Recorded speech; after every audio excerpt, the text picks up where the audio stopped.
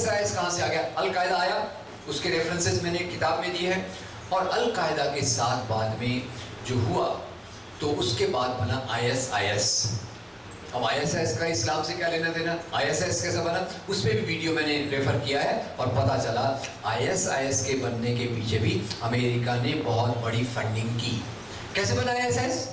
आपको याद होगा, अमेरिका और ब्रिटेन, आजकल वो ब्रिटेन का चल रहा है, क्या मैं उसके प्रधानमंत्री का नाम भूल जाता हूँ, जो इराक के हमले के समय उस समय प्रधानमंत्री थे, टोनी ब्लेयर्स। उन पे मुकदमा चलने वाला है शायद, आई होप उन पे मुकदमा चले कि उन्होंने इराक पे आक्रमण करके इंसानियत के खिलाफ एक बहुत बड़ा काम किया है। अब हुआ क्या, उन्होंने जॉर्ज बुश को प्रॉमिस कर दिया कि मैं आपके साथ हूँ, इराक पे हमला किया कि भाई इराक में वेपन्स ऑफ मास डिस्ट्रक्शन है। इराक पे हमला हुआ, वेपन्स ऑफ मास डिस्ट्रक्शन मिले क्या? नहीं थे, वेपन्स ऑफ मास डिस्ट्रक्शन नहीं थे। तो ये क्यों हुए हमले? अफगानिस्तान पे हमला, इराक पे हमला, इसके पीछे जो कारण है वो है तेल के कुओं पर कब्जा जमाना। कई बार कई सरल चीजें दिखाई नहीं जाती और वो सरल चीज यही है, और वो दो चीजों में करके मैं इस पॉइंट को समाप्त कर देता हूँ। ये बताइए, आज अगर इस्लाम के कारण आतंकवाद होता तो दुनिया के कौन से देश में सबसे ज्यादा आतंकवादी होना चाहिए? दुनिया का सबसे बड़ा आतंकवादी, सबसे बड़ा मुस्लिम देश कौन सा है? इंडोनेशिया। इंडोनेशिया में आप इस प्रकार के आतंकवाद की घटना सुनते हैं? नहीं सुनते। कहाँ सुनते हैं आप आतंकवाद? वेस्ट एशिया में, West Asia, Iran, Iraq, Lebanon, Sudan वगैरह वगैरह। इस एरिया में मैं तीन चीजें देखता हूँ। नंबर एक, यहाँ इस्लाम के मानने वाले ज्यादा हैं, राइट रॉन्ग। नंबर दो, इसी एरिया में तेल के कुएं सबसे ज्यादा है, राइट। नंबर तीन, इसी एरिया में आतंकवाद सबसे ज्यादा है, राइट। तो बताइए, आतंकवाद का संबंध तेल से है या इस्लाम से है? तेल से है। सबको दिखता है, पर जो नहीं देखना चाहते उनको कैसे दिखेगा? और जो मैं जिस खतरनाक बात की कर रहा था वो बात ये है, 9/11 के बाद अमेरिका ने एक और खतरनाक काम किया जिसको मैं मानवता के खिलाफ सबसे बड़ा अपराध मानता हूं। वो काम क्या था?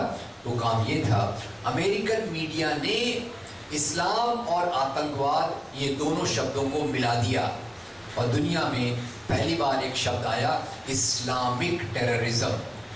आई hope you are getting my point. Islamic terrorism शब्द को इजाद करना, बनाना, गढ़ना, ये मैं मानता हूँ कि मानवता के खिलाफ सबसे बड़ा अपराध था और वो अपराध की सज़ा आज मुस्लिम समाज भुगत रहा है। और इसीलिए हमारे कई नौजवान लड़के इस राह पे चले जाते हैं, जिंदगी में निराशा है, नौकरी की उम्मीद कम है, वगैरह वगैरह वगैरह, यूट्यूब पे फालतू कचरा भी भरा पड़ा है। तो ये जो है, ये मैं इसलिए भी कह रहा हूँ कि हमारे समाज को इससे जागरूक होना चाहिए कि इस प्रक्रिया का मुकाबला हम किस प्रकार से करें।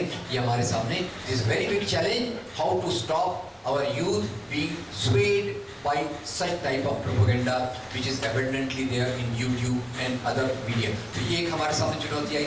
अब दूसरी चुनौती ये है जो दलित मुसलमानों के साथ साथ पूरे समाज पे अगर आप देखें तो पॉलिसीज ऐसी आ रही हैं जो पॉलिसीज यहाँ खास तौर से किसानों के खिलाफ, मजदूरों के खिलाफ, गरीबों के खिलाफ, दलितों के खिलाफ ये प्रकार की पॉलिसीज आ रही हैं और इस पॉलिसीज में महंगाई का बढ़ना, दूसरी चीज़ें हो रही हैं।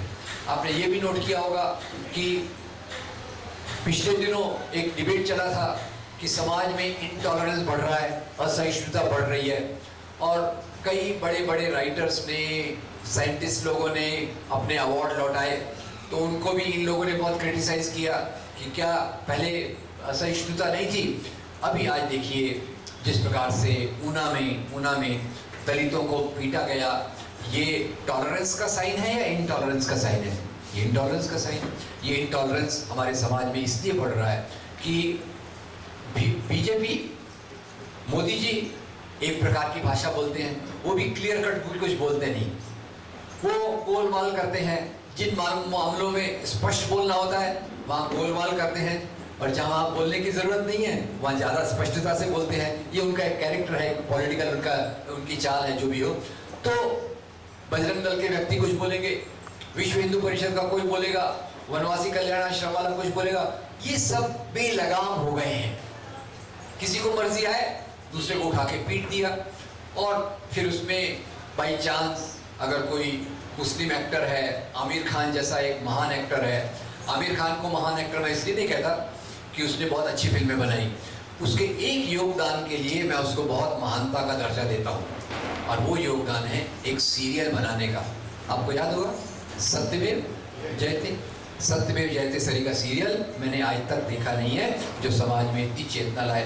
अब बेचारे उसको भी ऊपर फतवा आ गया कि इसको भी पाकिस्तान भेज दो। अब उसने कौन सी बेचारे ने बड़ी गलती बात की, समाज में सबको डर लग रहा था। प्रणब मुखर्जी वही कह रहे थे, बहुत सारे बड़े बेटे, किरण मजूमदार शाह वही कह रही थी, नंदन नीलेकणी वही कह रहे थे, पर उन्होंने, आमिर खान ने कह दिया तो उन पे एक फतवा जारी हो गया। उन पे अभी भी डिफेंस मिनिस्टर परिकर जो डिफेंस मिनिस्टर है अभी भी बोल रहे थे, अभी भी आमिर खान के खिलाफ इस प्रकार की गंदी कमेंट समाज में आ रही है। तो हो क्या रहा है? हो ये रहा है कि हिंदू राष्ट्र का एजेंडा खुलेआम लगाया जा रहा है।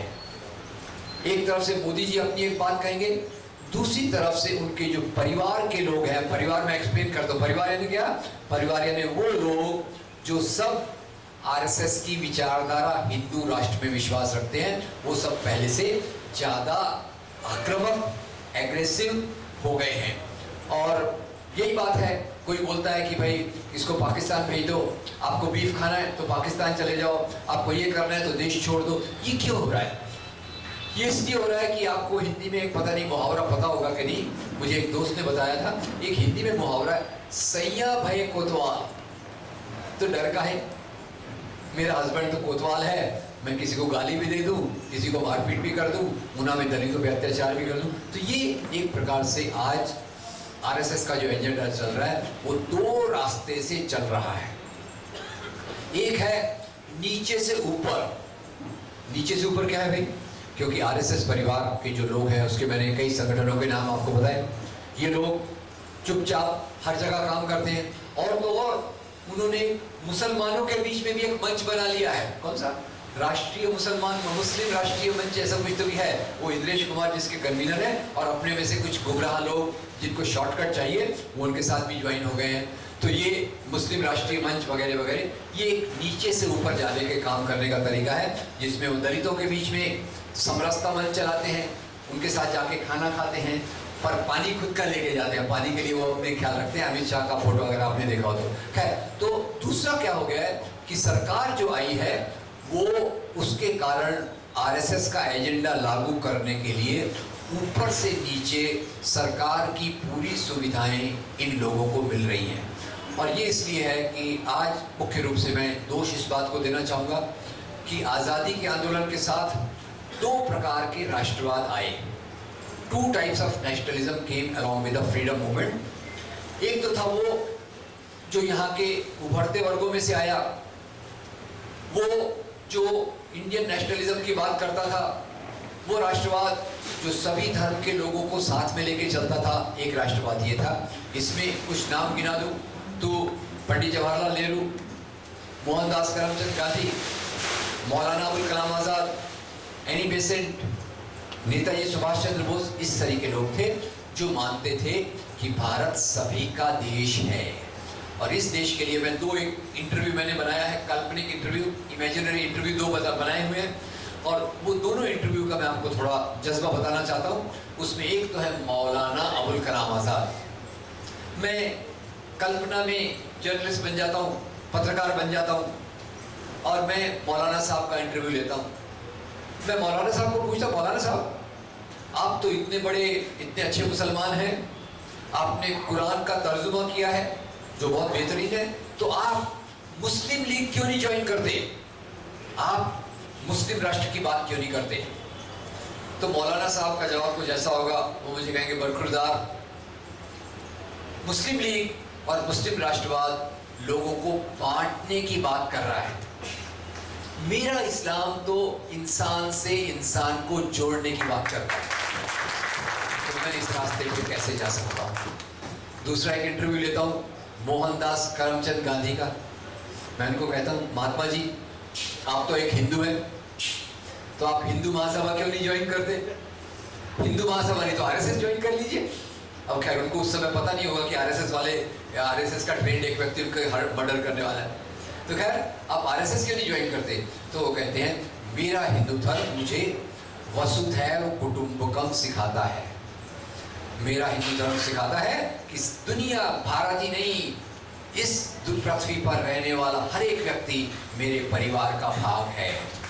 और आरएसएस ये बांटने की बात करती है, हिंदू राष्ट्र की बात करती है, इसलिए मैं ऐसे संगठन को ज्वाइन नहीं कर सकता। याद रखिए, आजादी के आंदोलन में हिंदू, मुसलमान, सिख, ईसाई, पारसी, जैन, बुद्ध, यहूदी सभी लोगों ने कंधा मिलाकर अंग्रेजों के खिलाफ संघर्ष में हिस्सा लिया, जिससे हमको आजादी मिली। और जब ये लोग आजादी का आंदोलन लड़ रहे थे, तब ये मुस्लिम लीग वाले, तब ये आरएसएस वाले, ये कहाँ थे? ये अपनी शाखाओं में बैठे थे। आजकल बहुत बहानेबाजी कर रहे, नहीं, हम भी तो आजादी के आंदोलन में थे ना। देखो हमारे वो हेडगेवार जी, वो 2 साल के लिए जेल में गए। अब उनको कौन बताए, जेल में तो लोग बहुत सारे कारणों से जाते हैं। कोई आज़ादी के लिए, आंदोलन के लिए जाना जरूरी है, कुछ उनका और एजेंडा रहे होगा। क्योंकि मुझे पता लगा कि हेडगेवार जी 2 साल के लिए जेल में थे, और 2 साल में जेल में थे, तो जेल में रह के लोगों का वजन कम होता है कि बढ़ता है? कम होता है।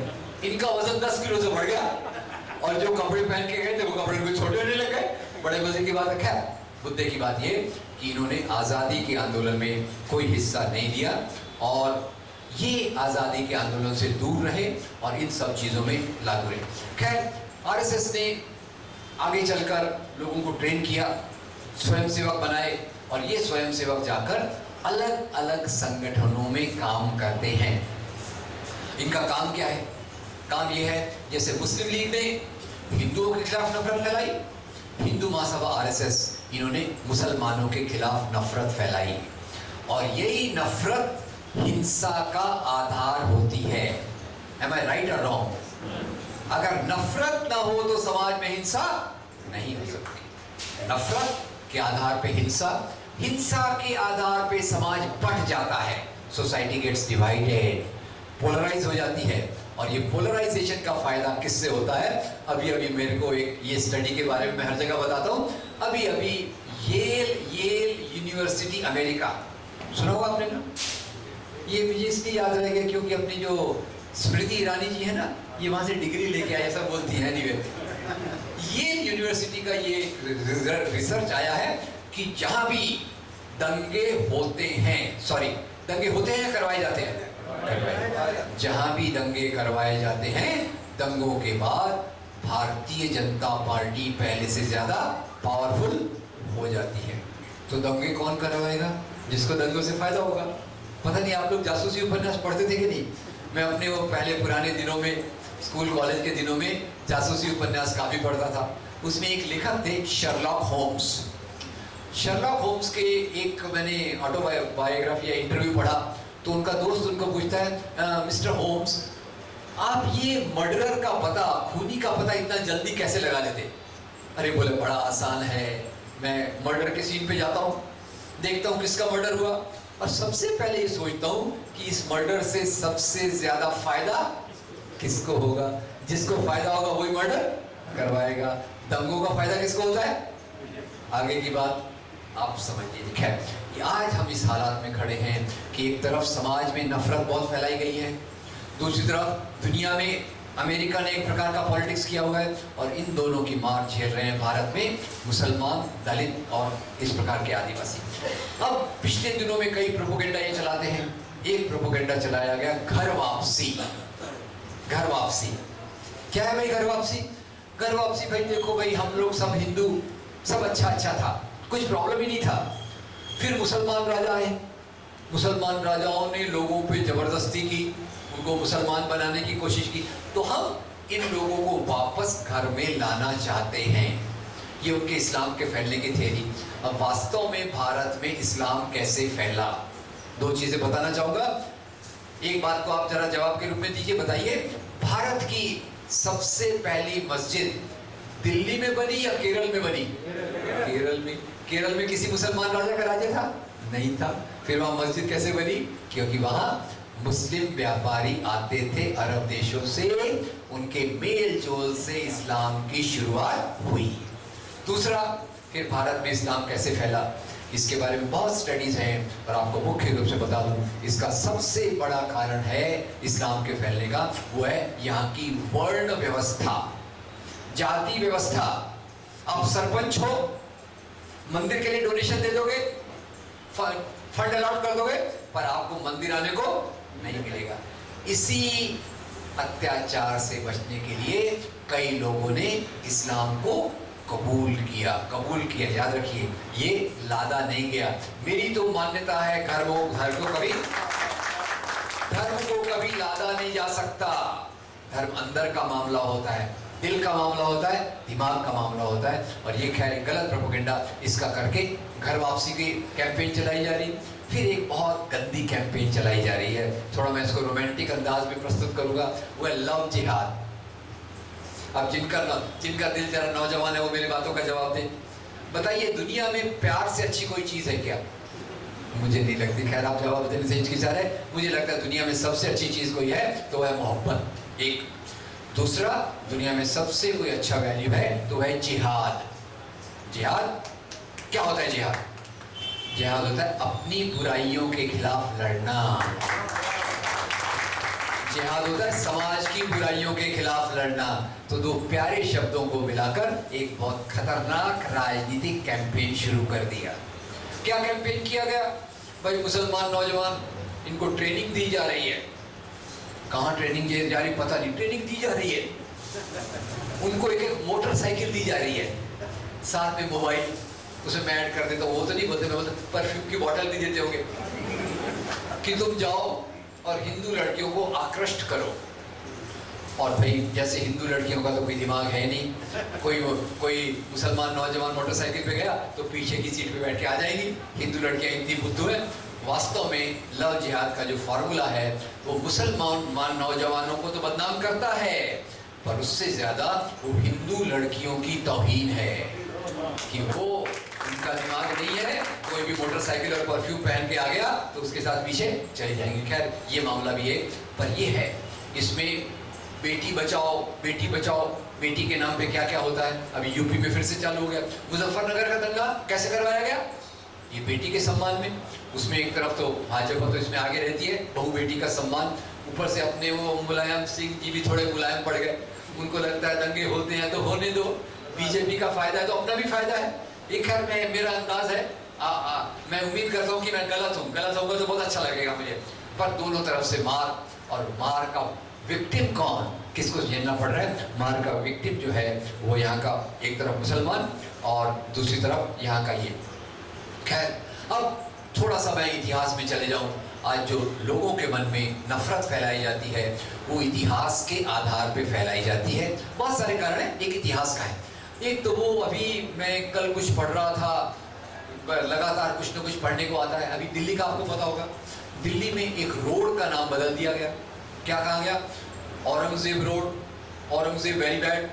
ये रोड का नाम बदल दो भाई, इसने हमारे मंदिर तोड़े, बहुत अत्याचार किए, लोगों पे जबरदस्ती इस्लाम लादा। तो मैंने उसका भी स्टडी करना चालू किया। पता चला कि काशी में औरंगजेब ने भगवान विश्वनाथ के मंदिर को तुड़वाया था। इंदिरा गांधी ने गोल्डन टेम्पल को तुड़वाया था। यस।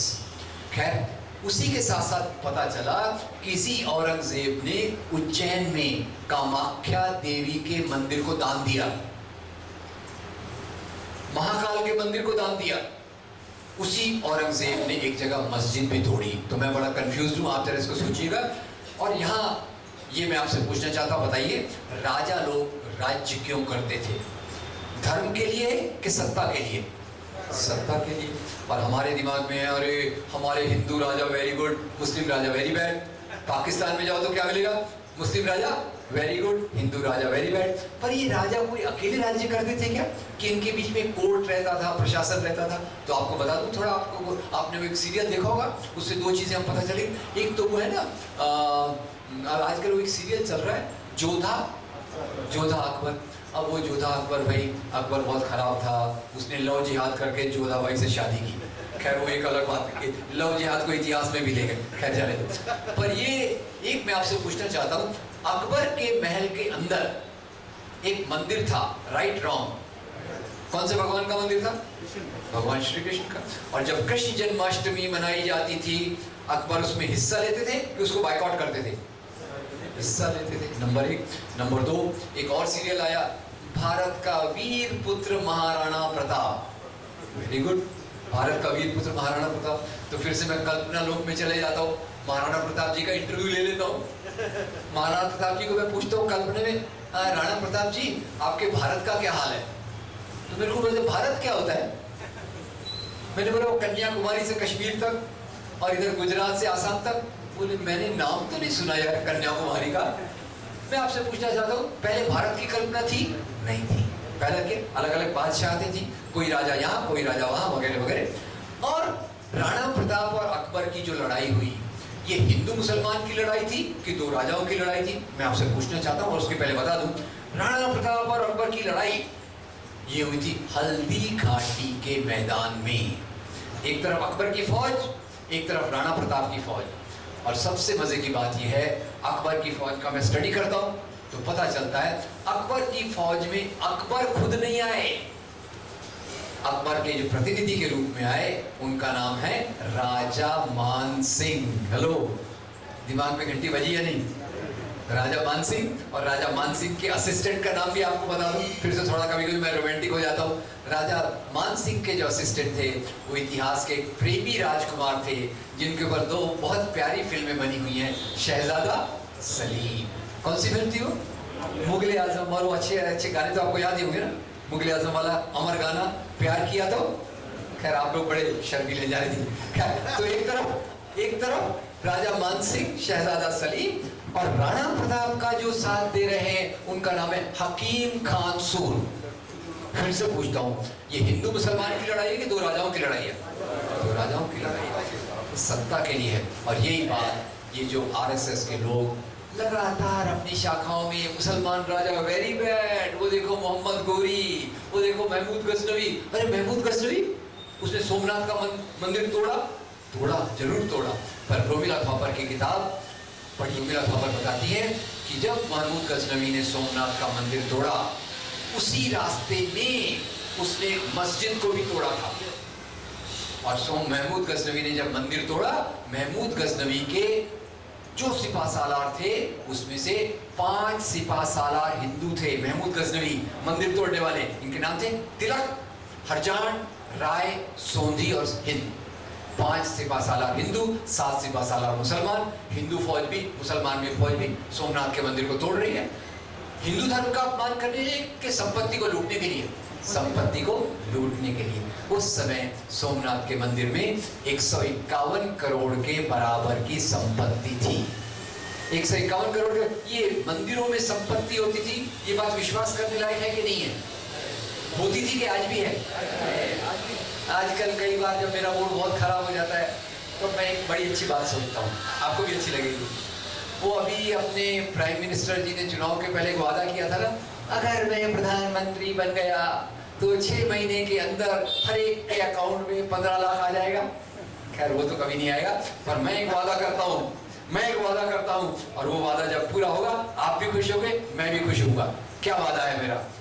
देश के 100 धनी मंदिरों की संपत्ति को जमा करो, 100 धनी मंदिरों की संपत्ति को जमा करो, हम सब में बराबर बराबर बांट लो। आपका भी भला, मेरा भी भला, you are also happy, I am also happy. Anyway, अब ये मामला जो आता है, आज जो नफरत फैलाई जाती है, इतिहास का सहारा लिया जाता है, दुनिया के आतंकवाद का सहारा लिया जाता है, लोग ये भूल जाते हैं कि भारत वो देश है जहाँ हिंदू, मुसलमान और बाकी धर्म के लोग प्यार से, मोहब्बत से, सदियों से मिलजुल कर रहे। और उसका उदाहरण, उसके बहुत उदाहरण दूंगा। अभी आदिल भाई आजकल वाराणसी पे बड़ा इनका ख्याल है, मेरे को भी ले गया वाराणसी जाते समय मैं फ्लाइट से उतर के जा रहा था, तो पहले मैंने याद किया वाराणसी के एक बड़े उस्ताद को। उन उस्ताद का नाम है उस्ताद बिस्मिल्लाह खान। और मैंने सोचा ये उस्ताद बिस्मिल्लाह खान है क्या, तो पता चला वो शहनाई वादक शहनाई कहाँ बजाते थे? हिंदुओं के पवित्र शहर वाराणसी में। हिंदुओं के पवित्र शहर वाराणसी में हिंदुओं की पवित्र नदी गंगा के किनारे हिंदू मंदिरों की सीढ़ियों पर बैठकर शहनाई बजाने वाला ये उस्ताद, ये भारत की एकता का प्रतीक है, हिंदू मुसलमानों की एकता का प्रतीक। यही वो जगह है जहां दरगाह पे हिंदू भी जाता है, मुसलमान भी जाता है। संत कबीर को मानने वाले, संतों को मानने वाले हिंदू भी हैं, मुसलमान भी हैं। गांधी जी के पीछे चलने वाले हिंदू भी थे, मुसलमान भी थे, ईसाई भी थे। तो इस देश में जहां हमको मोहब्बत से रहने का हमारे खून में है, हमारे दिमाग में है, वहां ये नफरत की राजनीति अंग्रेजों के आने के बाद से आई। याद रखिएगा, अंग्रेजों को यहाँ डिवाइड एंड रूल करना था और इस डिवाइड एंड रूल के चलते उन्होंने इस प्रकार का इतिहास लाया, हमारे दिमाग में ये सब चीजें लाई। तो आज संघर्ष दो प्रकार का है, एक इंडियन नेशनलिज्म, दूसरा हिंदू नेशनलिज्म। पाकिस्तान में मैं होता तो पाकिस्तान में बात करता कि यहाँ जो इस्लाम के नाम पे राजनीति की जा रही है वो यहाँ की औरतों के लिए खतरनाक है, गरीबों के लिए खतरनाक है, मजदूरों के लिए खतरनाक है। पर मैं इंडिया में बात कर रहा हूँ, इंडिया में मुझे हिंदू कम्युनलिज्म जो आरएसएस के निर्देश में चलता है उसकी आलोचना करना मेरे लिए बहुत जरूरी है। अब सवाल ये आता है कि एक इंग्लिश का वाक्य मैं हर जगह दोहराता हूँ, वो ये है, philosophers have tried to interpret the world in so many ways, point however to change it। दार्शनिकों ने दुनिया को कई प्रकार से समझने की कोशिश की है, मुद्दा ये है कि हम बदले कैसे। आज इस हॉल में हम जो लोग बैठे हैं, सुनने में तो अच्छा लगा, अच्छी अच्छी बातें हैं, पर सवाल यह है कि मैं अपनी जिंदगी में क्या करूं कि समाज को मैं बेहतर बना जाऊं। मैं क्या करूं कि लोगों में एकता पैदा करूं। मैं क्या करूं कि लोगों पे, गरीब लोगों पे जो जुल्म हो रहा है उसके विरोध में थोड़ा सा अपना योगदान दूं। तो मेरे 3-4 सुझाव हैं। पहले तो ये कि लोगों के ये जो पूरी सांप्रदायिक राजनीति है ये गलत प्रोपोगेंडा पे टिकी हुई रहती है। लोगों के मन में है मुसलमान ऐसे हैं, क्रिश्चियन ऐसे हैं, मुसलमानों के मन में हिंदुओं के लिए कुछ होगा। ये गलत विचार इतिहास से आते हैं, दुनिया के गलत समझ से आते हैं। तो पहली बात है, इन विचारों को दूर करने के लिए हमने पूरी कोशिश करना चाहिए। खुद की समझ, किताबें, यूट्यूब, अच्छी चीजें लोगों तक ले जाना, व्हाट्सएप है, नौजवान लोगों से मैं रिक्वेस्ट करूंगा इन माध्यमों का उपयोग कीजिए और इन चीजों को समाज के सभी तबकों तक ले जाने की कोशिश कीजिए। दूसरा मेरा एक बहुत निवेदन है कि आज समाज में शांति की बहुत जरूरत है। शांति के बगैर प्रगति नहीं हो सकती। There can't be a development without peace. Modi ji का सबसे बड़ा जो डेवलपमेंट बोलते हैं वो झूठा इसलिए लगता है कि उस डेवलपमेंट के साथ शांति जुड़ी हुई नहीं है। एक तरफ अशांति पैदा करना, दूसरी तरफ डेवलपमेंट की बात करना, ये लोगों को धोखा देने वाली बात है। विकास तभी हो सकता है जब समाज में शांति हो। तो समाज की शांति के लिए एक अच्छा सही अभियान चलाने की जरूरत है। उसके लिए मैं आदिल भाई का बहुत शुक्रगुजार हूं कि जिन्होंने इस प्रकार के काम के लिए एक बहुत बड़ा बीड़ा उठाया है और इस काम को आगे ले जाएंगे, इसके लिए उन्होंने अपना निर्धार लिया है। इस बात के लिए मैं उनका आभारी हूं। तो पहला, समाज में सही विचारों को ले जाना। दूसरा, अपने समाज में नौजवानों की राजनीतिक ट्रेनिंग देना। हैदराबाद में हो, आदिलाबाद में हो, बेंगलोर में हो, 50-100 नौजवान दिन भर के लिए बैठे और चर्चा करें हमारा सिलेबस क्या होगा। हमारा सिलेबस 3 आधार पे होना चाहिए। 3 आधार पे क्या सिलेबस है? पहला आधार, सभी धर्मों के नैतिक मूल्यों का आदर। जाकिर नायक से मेरी तकलीफ यही है कि वो इस्लाम को श्रेष्ठ बताने के लिए दूसरे धर्मों को नीचे गिराते हैं। मेरी मान्यता है दुनिया के सभी धर्मों ने इंसानियत के विकास में मदद की है और वो एक धर्म हो, दूसरा धर्म हो, जब आप दूसरे धर्मों को नीचे गिराते हैं तो आपका धर्म खुद नीचे गिर जाता है। ये मेरी मान्यता है। तो सभी धर्मों के नैतिक मूल्य, ये मेरा पहला फाउंडेशन। दूसरा मेरा जो आधार है वह आजादी के आंदोलन के सिद्धांत। आजादी के आंदोलन के क्या सिद्धांत थे? जो भगत सिंह के थे, अंबेडकर के थे, गांधी के थे, मौलाना आजाद के थे, नेहरू के थे, वो सिद्धांतों को मैं 3 रूप में रखता हूं और ये सिद्धांत है स्वतंत्रता, समानता, बंधुता, लिबर्टी, इक्वालिटी, फ्रेटर्निटी, जो हमारे संविधान में भी आए हैं। मैं यहीं तक नहीं रुकना चाहता। मैं आगे जाना चाहता हूँ। मेरे पैर में आज बेड़ियाँ पड़ी हैं एक खतरनाक राजनीति की, फिर भी मैं सपना देखने से तो मुझे कोई नहीं रोक सकता। मैं एक ऐसे समाज का सपना देखता हूँ जहाँ कोई भी भूखे पेट न सोए, कोई भी बेइज्जती से न दिए, और उसके लिए मैं सपना देखता हूँ United Nations charter of human rights का। इस दुनिया में जो भी व्यक्ति पैदा होता है उसको पूरी पूरी इज्जत से, बराबरी से जीने का अधिकार है। इसी के साथ मैं आपसे निवेदन करता हूँ कि ये जो हमने बातें सोची है, कभी बैठिए सोचिए कि हैदराबाद के लेवल पर हम किन एक्टिविटीज़ को कर सकते हैं। आई एम वेरी ग्लैड कि यहाँ कम्युनलिज्म का मुद्दा उतना इम्पोर्टेंट नहीं है, दैट्स वेरी गुड, पर आप अगर ट्रेनिंग प्रोग्राम लें, लोगों के अवेयरनेस प्रोग्राम लें, आप सोशल मीडिया का इस्तेमाल करें, तो मैं उम्मीद करता हूँ कि एक बेहतर समाज बनेगा जो हम आगे आने वाली पीढ़ियों को एक अच्छा समाज देके जाएं। इसी बात के साथ मैं अपनी बात को समाप्त करता हूँ। Thank you very much.